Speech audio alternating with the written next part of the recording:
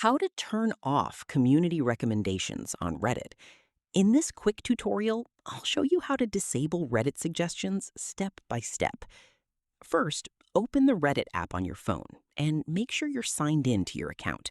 In my case, I'm already signed in. Now, tap your profile icon in the bottom corner.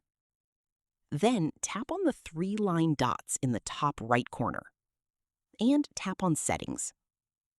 Inside Settings, tap on Account Settings. Next, scroll down and select Manage Notifications. Here, you'll see different notification options.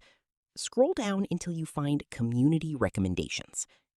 Now, simply toggle it off. Here, you'll see different notification options. On my device, this exact option may look a little different or may not appear in the same way.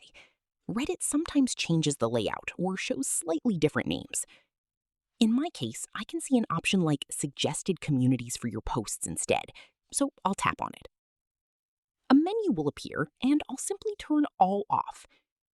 Once you do that, Reddit will stop showing community recommendations and suggested community alerts. And that's how you turn off community recommendations on Reddit in just a few short steps. If this tutorial helped, don't forget to like and subscribe for more Reddit tips and guides.